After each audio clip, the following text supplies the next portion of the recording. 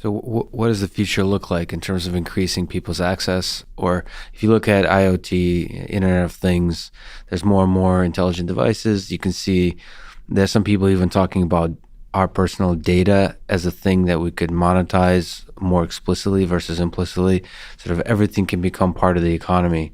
Do you see, so what does the future of Square look like in sort of giving people access in all kinds of ways to being part of the economy as merchants and as consumers? I believe that the currency we use is a huge part of the answer, and I believe that the internet deserves and requires a native currency, and that's why I'm such a huge believer in Bitcoin, because it just our biggest problem as a company right now is we cannot act like an internet company. Open a new market, we have to have a partnership with a local bank. We have to pay attention to different regulatory onboarding environments. And a digital currency like Bitcoin takes a bunch of that away, where we can potentially launch a product in every single market around the world, because they're all using the same currency. And we have consistent understanding of regulation and onboarding and what that means. So I think the internet continuing to be accessible to people is number one, and then I think currency is number two. And it will just allow for a lot more innovation, a lot more speed in terms of what we can build and others can build, and it's just really exciting. So I mean, I want to be able to see that and feel that in my lifetime. So in this aspect and in other aspects, you have a deep interest in cryptocurrency and distributed ledger tech in general. I talked to Vitalik Buterin yesterday on this podcast. He says hi, by the way. Hey.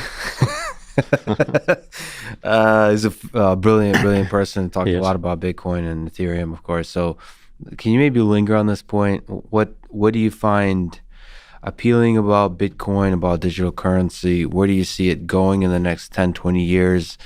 And what are some of the challenges with respect to Square, but also just bigger for our globally, for our world, for the way we think about money? I think the most beautiful thing about it is there's no one person setting the direction. And there's no one person on the other side that can stop it. So we have something that is pretty organic in nature and very principled in its original design. I think the Bitcoin white paper is one of the most seminal works of computer science in the last 20, 30 years. It's poetry. I mean, yeah, it's it really pretty is. cool technology. I mean, that's not often talked about. Sort of, there's so much sort of hype around digital currency, about sort of the financial impacts of it, but the actual technology is quite beautiful from a computer science perspective. Yeah, and the underlying principles behind it that went into it, even to the point of releasing it under a pseudonym. I think that's a very, very powerful statement. The timing of when it was released is powerful. It was a total activist move.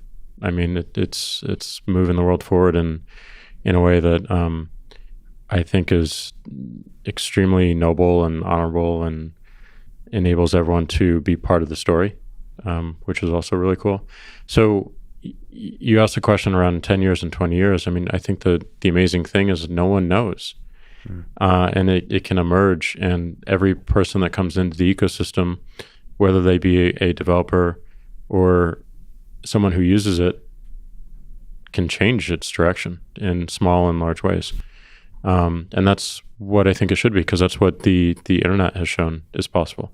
Now there's complications with that, of course, and there's certainly companies that own large parts of the internet and can direct it more than others, and there's not equal access to every single person in the world just yet, but all those problems are visible enough to speak about them, and to me that gives confidence that they're solvable in a relatively short time frame.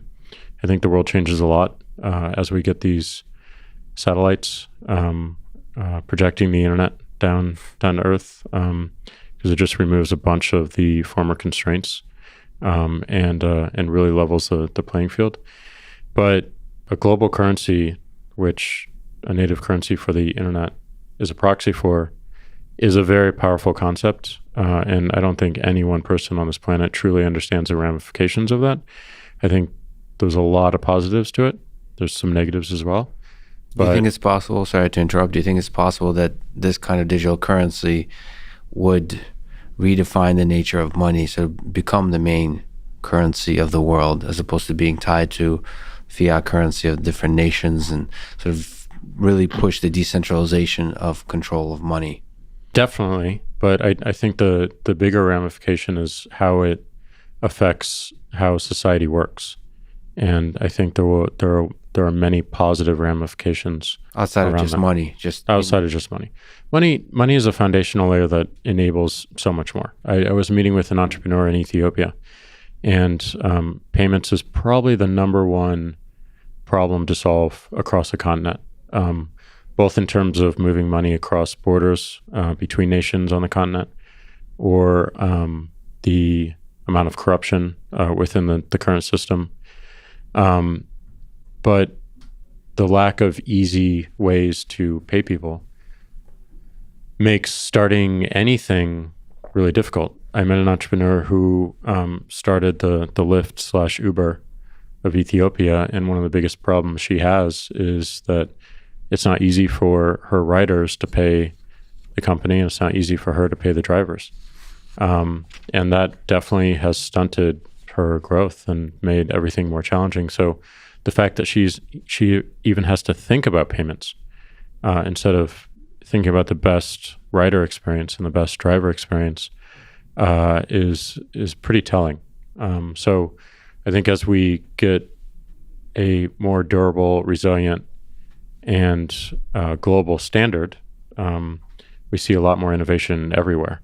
And I think there's no better case study for this than the various countries within Africa and their entrepreneurs who are trying to start things within health or sustainability or transportation, or a lot of the companies that we've seen here. So the majority of companies I met in November, when I spent a month on the continent, were payments oriented. You mentioned, there's a small tangent, you mentioned the anonymous launch of Bitcoin is a sort of profound philosophical statement. Pseudonymous. What's that even mean? There's a pseudonym. First well, of all, there's an identity tied to it. It's not just anonymous, it's Nakamoto. So a Nakamoto might represent one person or multiple people. But let me ask, are you Satoshi Nakamoto? Just no. checking. And if I were, would I tell you? Yeah, that's true. But maybe you slip. A pseudonym is constructed identity. Anonymity is just kind of this, random, like, drop something off and leave. There's no intention to build an identity around it. And while the identity being built was a short time window, it was meant to stick around, I think, and to be known. And it's being honored in, how the community thinks about building it. Like the concept of Satoshis, for instance, is one such example. But I think it was smart not to do it anonymous, not to do it as a real identity, but to do it as pseudonym because I think it builds tangibility and a little bit of empathy that this was a human or a set of humans behind it, and there's this natural identity that I can imagine. But there is also a sacrifice of ego. That's a pretty powerful thing from the perspective. Which is beautiful. Yeah. Would you do, sort of philosophically, to ask you the question, would you do all the same things you're doing now if your name wasn't attached to it? Sort of, if you had to sacrifice the ego? Put another way, is your ego deeply tied in the decisions you've been making? I hope not. I believe I would certainly attempt to do the things without my name having to be attached with it. But it's hard to do that in a corporation legally. That's the issue. If I were to do more open source things, then absolutely.